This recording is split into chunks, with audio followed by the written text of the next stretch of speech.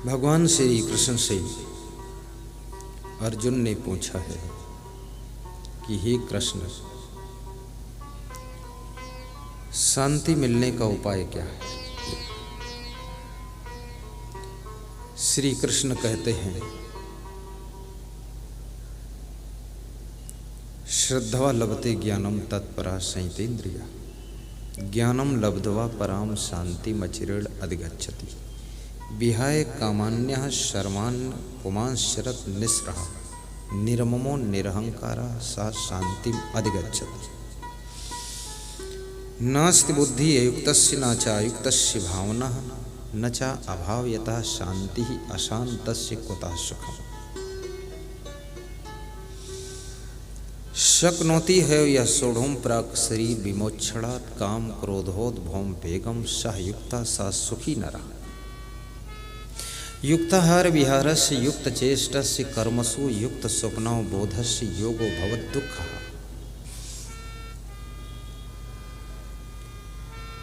कृष्ण कहते हैं, अर्जुन, जिनके मन में शांति की प्यास है वे लोग कोई महान गुरु की खोज करें और उनके चरणों में श्रद्धा समर्पित करें। तो अर्जुन ने पूछा, श्रद्धा से क्या होगा? कृष्ण कहते, अर्जुन, श्रद्धा से ज्ञान की प्राप्ति होती है। भौतिक ज्ञान तो सभी को है, अंग्रेजी बोलना आता है, हिंदी बोलना आता है, भोजपुरी बोलना आता है और भाषाओं को सुनना भी आता है, गीत संगीत सुनना आता है, सब कुछ सुनना आता है, लेकिन ये ज्ञान नहीं है कब कहाँ क्या बोलना चाहिए, कब कहाँ क्या कितना सुनना चाहिए, कब कहाँ किसको कितना देखना चाहिए और किस राह पर चलना चाहिए। चलना तो बचपन से सीख लेते हो, लेकिन किस पथ पर चलना है ये जिंदगी भर सीख नहीं पाते हो। तुम उस पथ पर चलते हो जो पथ तुमको शराब की दुकान पर भी पहुंचाता है। खाना तो बचपन से सीख लेते हो, जन्म लेते ही बच्चा ऊ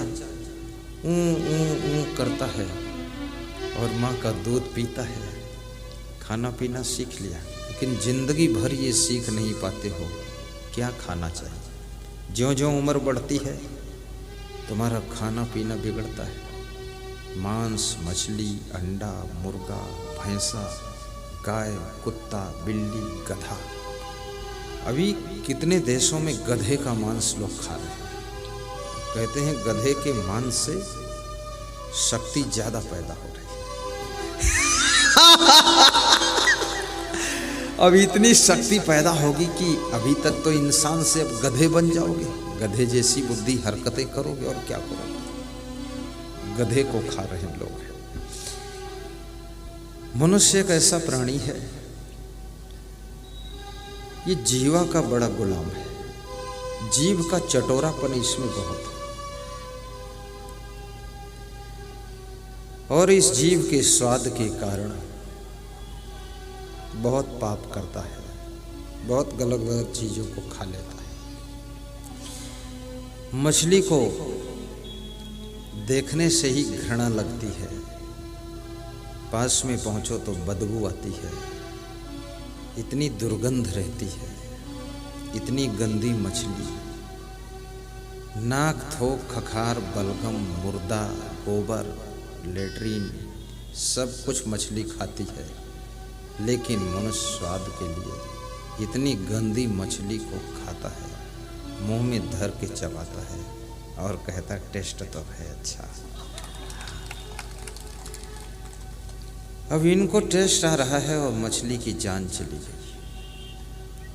बकरी पाती खात है ताकि खाड़ी खाल, और जो नर बकरी खात है तिनका कौन हवाल। बकरी केवल पत्ती खाती है तो उसकी तो खाल निकाल कर आदमी बकरी को खा जाता है। कबीर कहते हैं जो लोग बकरी खाते उनका क्या हाल होगा। पत्ती खाती बकरी तो उसकी तो खाल खींच ली गई और बकरी को खा गए लोग, लेकिन जो बकरी को ही खा गए उनका क्या हाल होगा। यमपुरी में उनको गरम गरम पानी में डाला जाएगा, खाल खींची जाएगी, बहुत दुख पाएंगे वो। हरी सब्जी खाइए, सुंदर चावल खाइए, अच्छी से अच्छी दाल बनाकर घी और जीरा लहसुन मिर्च डालकर छौंक करके खाइए। 5 प्रकार का आटा, गेहूं, जौ, ज्वार, बाजरा, मक्का आटा मिलाकर रोटी नहीं रोटला बनाओ, इतना मोटा, एक ही रोटी में पूरा परिवार तोड़ तोड़ कर खाओ। टमाटर की चटनी और नमक, और उसी में धनिया डालो थोड़ा, सब्जी उब्जी की जरूरत ही नहीं, बड़ा टेस्ट आएगा, बहुत सुख मिलेगा। सवेरे मूली खाइए, गाजर खाइए, पेट की सारी बीमारियां खत्म हो जाएंगी। पैदल चलने का अभ्यास कीजिए। निरंतर स्वास्थ्य अगर बिगड़ता जा रहा है, मैं निवेदन करूंगा आयुर्वेदिक दवा का सहारा लीजिए।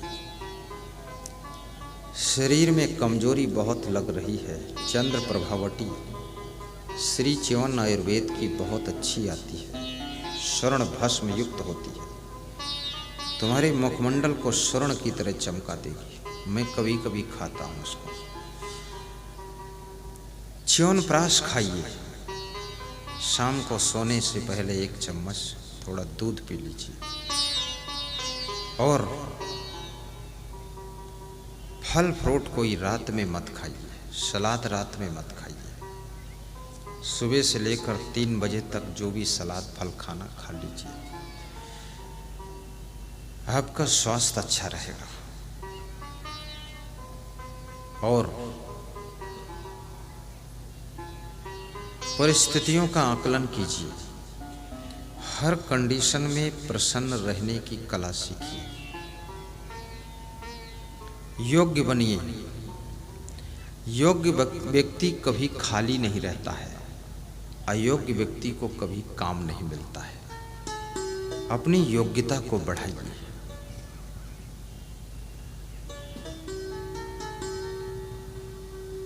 गुणवान बनिए। सहनशीलता का गुण विकसित कीजिए, ईमानदारी का गुण, वफादारी का गुण, सरलता नम्रता का गुण, सभ्यता शालीनता का गुण पैदा कीजिए। बच्चों को शांत कीजिए, कोई आवाज ना करे बच्चे। सबको बिठा दीजिए, बता दो लास्ट में साईं बाबा का लड्डू मिलेगा। लास्ट में इनको गेट खोल के बाहर निकाल दो।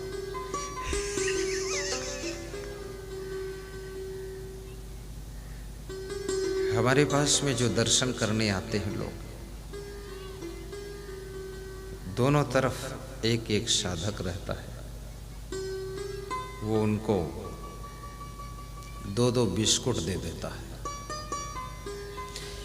मैंने पहली बार बिहार में देखा, पटना में, लोगों में समझदारी का दर्शन किया। सब लाइन से लगे हुए थे लोग, महिलाएं भी लाइन से, और लाइन से आकर के दर्शन कर रहे थे। एक के पीछे एक बारी बारी से आशीर्वाद ले रहे थे, और ज़्यादा टाइम भी मेरा नहीं लेते थे, बस 2 सेकंड 1 सेकंड 2 सेकंड 1 सेकंड। क्योंकि व्यास गादी पे ज़्यादा टाइम गुरु का नहीं लेना चाहिए। अल्प समय दर्शन कीजिए और दूसरों को दर्शन करने का अवसर दीजिए। इससे बहुत पुण्य मिलता है, ताकि धक्का मुक्की न हो। प्रसाद लीजिए, अगर घर ले जाने लायक है तो घर ले जाइए, यहाँ मत खाइए। अगर ले जाने योग्य नहीं है, पूरा खा लीजिए, छुट्टी कर दीजिए। प्रसाद लेकर के मंडप में केले का छिलका मत डालिए, कचड़ा मत डालिए, बाहर जाकर फेंकिए, गंदगी मत कीजिए। इससे बहुत बड़ा पुण्य होगा। श्रद्धा से आरती कीजिए, 3 बार आरती घुमाने के बाद दूसरे को दे दीजिए, और दूसरा जो पड़ोस में खड़ा है वो भी लेने के लिए तत्पर रहे। वो ऐसे खड़ा है जैसे डेड बॉडी स्टेच्यू खड़ा। दे तो किसको दे ये आदमी, देखता ही नहीं है, लपक के ले भी लो। ये तो साधना का कार्य है। फिर 3 बार घुमाइए, दूसरे को दीजिए। आरती करते समय उसमें दक्षिणा भी अर्पित कीजिए, उससे पुण्य मिलता है। जिनको आरती करने का चांस ना मिले, बाद को आरती का दर्शन करा दीजिए। महिलाओं तरफ महिलाएं दर्शन कराएं, पुरुषों की तरफ पुरुषों कराएं। आरती की थाल के ऊपर ऐसे हाथ घुमाकर मस्तक में लगा लीजिए। जो तुम्हारे पास श्रद्धा सुमन हो उस आरती की थाल में अर्पित कीजिए, आशीर्वाद प्राप्त कीजिए और यथा स्थान बैठ जाइए। बैठने में भी सत्संग में कम से कम एक दूसरे से आधा फीट दूर बैठो, 1 फीट दूर बैठो। दूर बैठने से बहुत फायदा है। नंबर 1, ऑक्सीजन ज़्यादा मिलेगी। नंबर 2, व्यर्थ में किसी को छूना नहीं चाहिए। छूने से वायरस फैलता है, छूने से सुंदरता कम हो जाती है। अपना मुंह भी अपनी अंगुलियों से बार बार छूना नहीं चाहिए। आज पहली बार बता रहा हूँ, बार बार मुंह को छूने से अपनी ही अंगुलियों से इन्फेक्शन स्किन पर होता है, त्वचा पर। आपके चेहरे पे झाई हो सकती है। कपड़े से भी मुंह को बार बार मत पोंछो, लेकिन मुंह को बार बार पानी से धोना चाहिए। हाथ भी धोना चाहिए, क्योंकि जल से जब तुम मुंह धोते हो, आंख, कान, मुंह और नाक ये ऐसे द्वार हैं जिन द्वारों से इन्फेक्शन अंदर प्रवेश करता है, संक्रमण अंदर जाता है। हाथ धो लेने से, क्योंकि हाथों से सब तुम छूते हो, क्या क्या छूते हो, सब धुल जाने से संक्रमण खत्म हो जाता है। और जितना अधिक तुम मुंह को पानी से धोगे, साबुन कम लगाइए। यदि आप चाहते हैं कि हमारा शरीर सुंदर रहे, साबुन कम से कम प्रयोग करो, हल्की झाग लगा दो बस। मैं 2-4 हफ्ते साबुन लगाता ही नहीं, ऐसे पानी से स्नान, लेकिन हाथ साबुन से धोता हूँ, क्योंकि हाथ से सब छूता हूँ। और पानी से मुंह धोता हूँ कम से कम 15 बार दिन भर में। तुम भी धोया करो, इससे कोरोना वायरस का भी प्रभाव नहीं पड़ेगा। नंबर 2, आपका मुखमंडल बहुत सुंदर रहेगा। नंबर 3, आपको सुस्ती नहीं आएगी, थकावट नहीं आएगी, तरावट आएगी। आपके मुखमंडल पर प्रसन्नता बनी रहेगी, आंखें भी बड़ी बड़ी दिखाई देंगी और प्रसन्न चित्त रहा करो। हर समय ऐसे लगना चाहिए कि बहुत खुश हैं, बहुत कुछ इनको मिला है। वास्तव में सभी को बहुत कुछ मिला है, कम नहीं मिला। जब जन्म हुआ था तुम्हारा तो क्या था तुम्हारे पास? 1.5-2 किलो का शरीर मिला था, वही लेकर पैदा हुए थे। वो भी शरीर माँ के रक्त और मांस से निर्मित हुआ था, तुम्हारा नहीं था। लेकिन 1.5-2 किलो का शरीर लेकर पैदा हुआ। अब वो शरीर भी 60 किलो का हो गया। तो कितने लोगों का शरीर 160 किलो का है? क्या बात, कितना मिला, डेवलपमेंट हुआ। ये कम मिला। फिर थोड़ा बड़े हुए, माँ बाप को पहचानने लगे, माँ बाप मिले, भाई बहन मिले, दादा दादी मिले, परिवार मिला, कुल कुटुंब मिला, फिर धन दौलत जमीन मिली, गाड़ी मिली, फिर शादी हुई, पत्नी मिली और पति मिला। शादी के नाम पर लड़के और लड़कियां बहुत खुश होते हैं कि अब जिंदगी का आखिरी रिजल्ट आने वाला है। बहुत खुश होते हैं, अब मैं पति बन जाऊंगा। लड़की सोचती मैं पत्नी बन जाऊंगी। और लड़की बहुत आस लेकर ससुराल जाती है। उसको जितना गहना पहनाओ, कपड़ा पहनाओ, सब पहन लेती है। चूड़ी ऊड़ी, पायल, बिछिया, नथुनी, गले का हार, कान में कुंडल, जितने अंग हैं सब में सब सोना चांदी लाद दिया जाता है। और वो ससुराल जाती है, चलती है, पायल बजती है, छुम छुम की आवाज़ होती है। दुल्हन भी खुश है, दूल्हा भी खुश है, सास ससुर भी खुश हैं कि झुम झुमका गिरा रे पटना की बाजार में।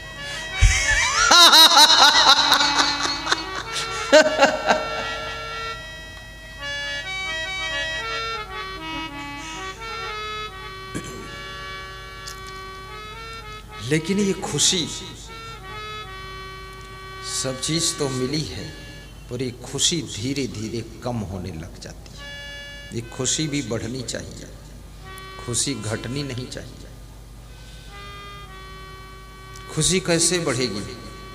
पति पत्नी, सास बहू, माँ बेटी, सब मिल करके सत्संग सुना करो। परिवार में एक व्यक्ति यदि सत्संग सुनता है, बाकी लोग नहीं सुनते, तो बाकी लोगों की हरकतों के प्रभाव से उस एक व्यक्ति को भी शांति नहीं मिलेगी। क्योंकि जो बाकी लोग हैं वो ऐसी ऐसी हरकत करेंगे, ऐसी ऐसी दिक्कत करेंगे, जिससे वो जो सत्संग सुन रहा है जिंदा तो रहेगा लेकिन शांति से नहीं रहेगा। इसलिए रामायण कहती है कि हम सेवक परिवार समेता, नाथ न सकुचो आयश देता। परिवार सहित प्रवचन में बेटे को भी बिठाइए, बेटी को भी बिठाइए, नाती पोता को भी बिठाइए, दादा दादी को भी प्रवचन सुनाइए। ये मत सोचिए कि दादा दादी की बहुत उम्र हो गई, जिंदगी निकल गई, अब कोई मतलब नहीं है। उन्हीं से ज़्यादा मतलब है, क्योंकि दादा दादी जो 70 साल के ऊपर हैं, घर संवारने में, घर बिगाड़ने में उनका बहुत बड़ा योगदान रहता है। दादा दादी का, बूढ़े सास ससुर, अरे पूरा एटम बम होते हैं। तुम महाशिवरात्रि में बोलते हो बम बम, और वो बोलते हैं एटम बम। इन बूढ़ों को भी संभालना जरूरी है, ताकि ये लोग बहुओं से प्रेम करें, सभी बेटों पर कृपा रखें, अपने पोतों पर दया रखें। और खाट पर पड़ा हो व्यक्ति, उठ न पाता, उसके कान में ईयरफोन लगाकर उसके खाट के पास में छोटा साउंड रख करके, स्पीकर रख करके उसको प्रवचन सुनाइए। फिर वो खाट पर पड़े पड़े मुस्कुराता रहेगा, क्योंकि प्रवचन से ज्ञान होता है, और ज्ञान से समाधान होता है, और समाधान से मन प्रसन्न होता है। इसलिए बड़े बुजुर्गों को खूब सत्संग सुनना चाहिए। हम सेवक परिवार समेता, नाथ सकल संपदा तुम्हारी, मैं सेवक समेत सुत नारी। इस परिवार को अपना मत मानो। ये धन दौलत, ये दुकान मकान कंपनी फैक्ट्री, इसको अपना मत मानो। स्वयं को ये समझो कि मैं इसका प्रबंधक हूँ, मैनेजर हूँ, मैनेजमेंट अरेंजमेंट करता हूँ। ये सब तो हमारे इष्ट देव का है, मेरा नहीं है। इसको मुझे सही ढंग से संचालित करना है। ये धन भी मेरा नहीं है, धन उन्हीं का है। ये तो उन्होंने मेरी व्यवस्थाओं के लिए दिया है, इसका प्रयोग करूंगा, संभाल कर रखूंगा। धन दारू पीने के लिए नहीं मिला है, ये धन जुआ खेलने के लिए नहीं मिला है, ये टाइम ताश खेलने के लिए नहीं मिला है। कितने 60 साल की उम्र वालों को मैंने ताश खेलते देखा है। ताश खेलते और तम्बाकू खाते, और पास में ही तम्बाकू की डिबिया रखते, 8-10 बूढ़े बैठते हैं ताश खेल रहे हैं। नवयुवक इनसे क्या शिक्षा लेंगे जब उनके बेटे देखते हैं कि मेरे बाप का ये हाल है। उनकी पत्नी देखती है कि पति देव 60-70 साल के हो गए, अभी ताश के पत्ते ही फेंक रहे हैं। बूढ़ा तो हो गया, फिर इसको अकल कब आएगी। पत्नियां बहुत मर्यादा रखती है, कहती नहीं कुछ है, बहुत सहती है, पर कभी कभी जोश आ जाता है तो बोल देती है तुम पक्के मूर्ख हो।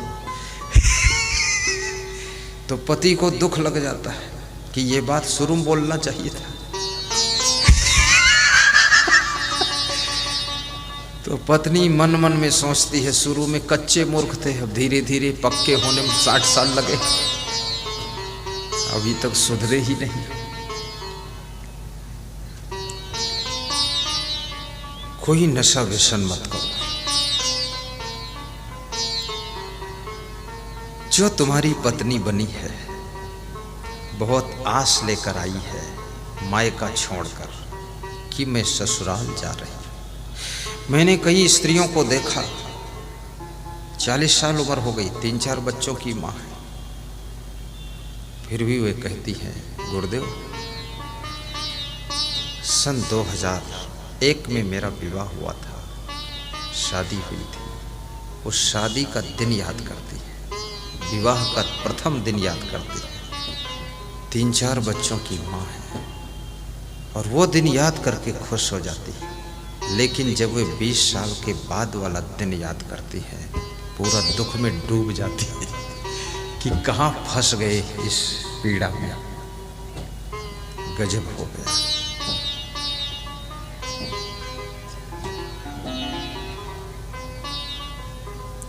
साहिब बंदगी बोलो। आपकी गलती आपके पूरे परिवार को दुख देती है।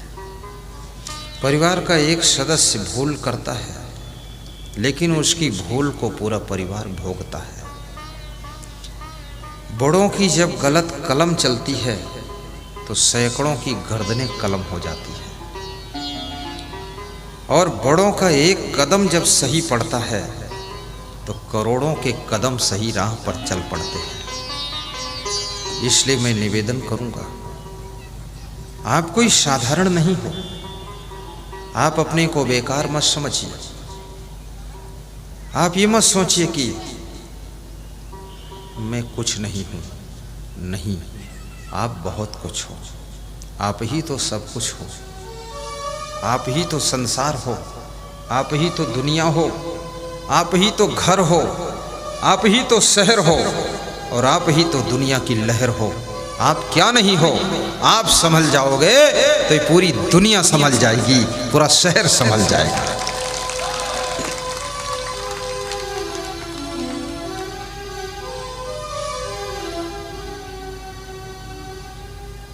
जब किसी व्यक्ति का विवाह होता है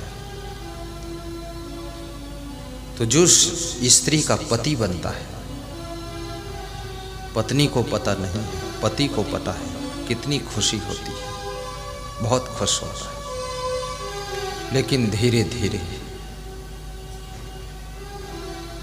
वर्ष बीतता है, खुशी कम हो जाती है,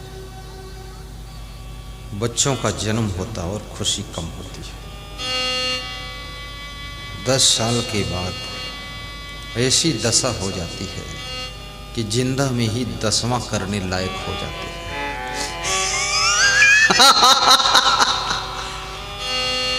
इस बदहाली को प्राप्त हो गए। इस घर को स्वर्ग बनाने की जिम्मेदारी आपकी है। ये आपका छोटा सा घर फ्लैट में हो चाहे ग्राउंड फ्लोर में हो और चाहे गांव में हो, आपका घर है। और वो घर कैसे स्वर्ग बनेगा? 4 काम करना पड़ेगा। दान प्रसंगो मधुरा च वाणी देवार्चनम ब्राह्मण तर्पणश्च। दान करना सीखो। अभी एक सज्जन आए थे, हमारा निवास जहाँ पर है मुझे नाम नहीं मालूम कहाँ निवास है, कोई बता सकता? लापता। तो उन्होंने एक पॉलीथीन में कुछ दक्षिणा दिया। बोले रोज गुरु का ध्यान करता हूँ, गुरु की पूजा करता हूँ और रोज श्रद्धा अनुसार दक्षिणा रखता हूँ। आज दर्शन करने आया तो आपकी जमा हुई दक्षिणा भी ले आया हूँ, ये संभालो, अपना धन दौलत परमार्थ में लगा देना। उस व्यक्ति को खुशी है। आपका थोड़ा सा धन धर्म के कार्यों में भी लगना चाहिए।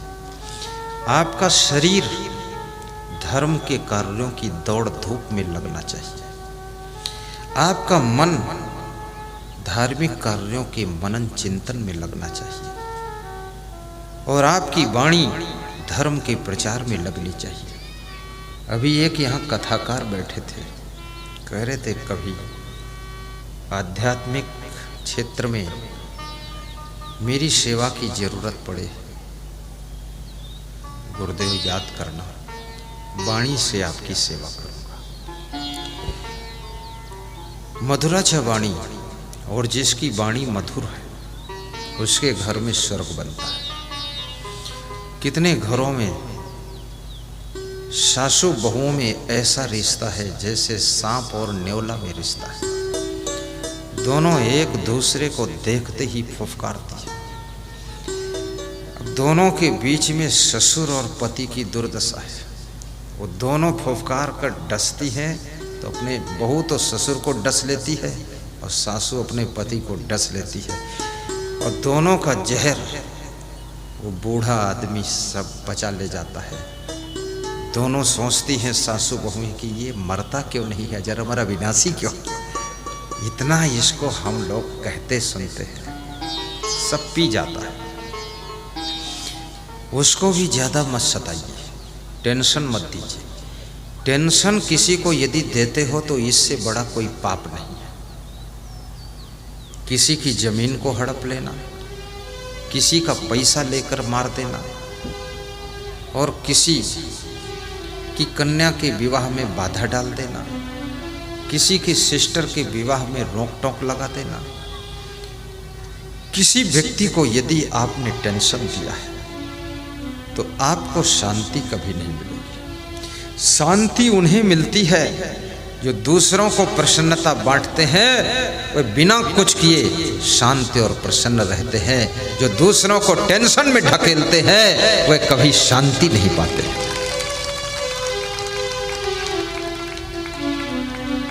साहिब बंदगी बोलिए।